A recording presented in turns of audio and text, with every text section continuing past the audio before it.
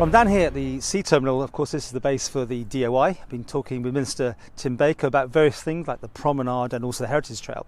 But the one I want to play out for you straight away today is to do with the turning down of permission to put this sewage system in down in Lower Laxey. Of course, it's been rejected and he's not going to appeal. So I asked him about that. Yeah. I mean, disappointment there. Obviously, with what happened down in Laxey, I mean, you spent a lot of money, no doubt, with all the plans. Yeah. It's not even. You're not even going to go to review on the whole thing. No, we're not. We've listened. We've considered. We had a board meeting on Friday last week. Discussed how we should move forward, and one of the options would have been to try and successfully appeal and hopefully overturn the decision of the planning committee, but we didn't feel that was the right way forward. So, well, you couldn't be very committed to it then if you didn't go to appeal. If you thought it was the right thing to do, you would have appealed it, surely.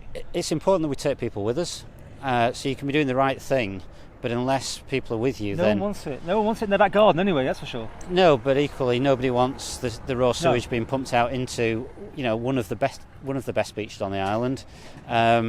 And it's an anachronism in 2020 that people are turning up, drinking their cups of coffee and their ice creams in what is a great draw for residents, and yet we're pumping raw sewage out there from both Laxey and the Baldrine area as well. So we looked at what could we do, and we felt that we needed to take a holistic view across the Gaff area as a whole, the Gaff Sheedon, and to look at all our options and come forward with a suite of options to engage with the community and say these are the feasible solutions, and make it clear that one of these needed to happen. You got a plan B? I keep asking everyone this. So we've looked at a huge number of options obviously well before my time as chair. There's some really diligent work being done in the authority.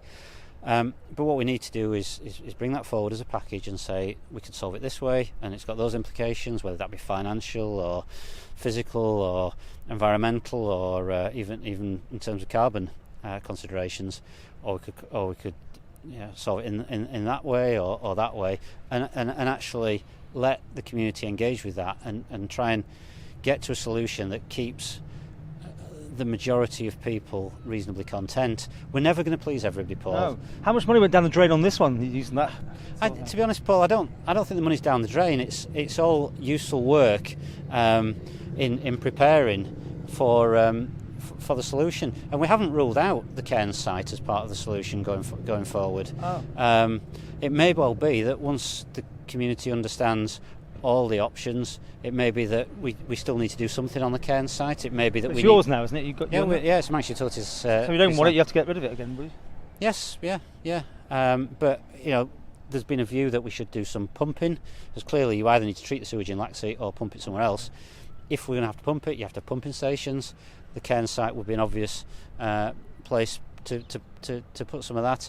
It may be that having gone through this all again and engaged with the local Keys members and the commissioners and the community, that actually people come to the view that actually a variant of what we'd proposed might be the right solution. But the problem was we were coming forward with a solution, the people were saying they didn't want it.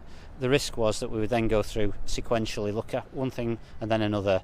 What we need to do is take a holistic view, come forward with a number of options, properly evaluate them, properly communicate them, discuss with the community, and then say, okay, let's see. So didn't you discuss it with the community the first time round? Yeah. I mean, maybe before your time. I probably there was, but I think, Paul, communication and engagement, you can always do better. Oh, we have that one all the time, of course. Absolutely. And you're going to do that?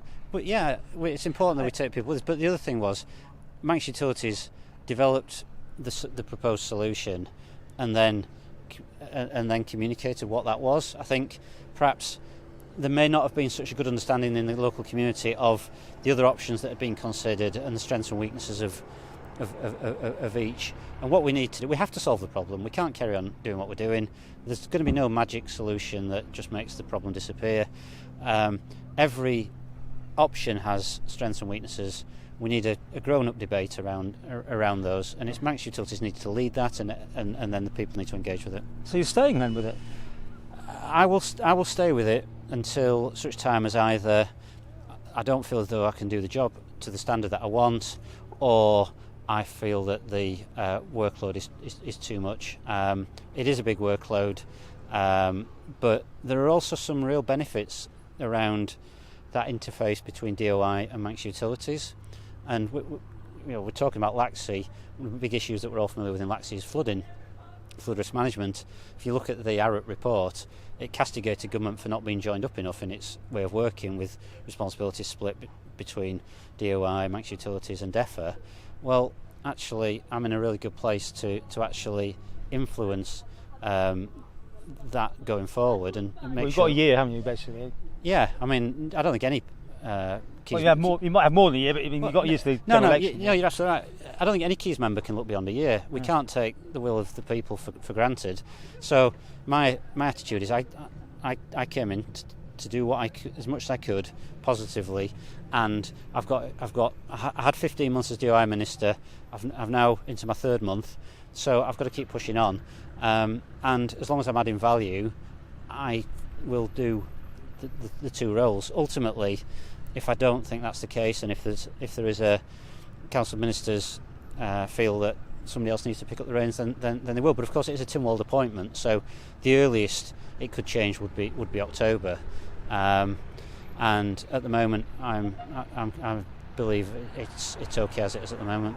But ultimately, if the Chief Minister feels differently, then happy to go in whichever direction is appropriate. But there's some big issues we're grappling with as we've just covered, and there's some benefits for continuity.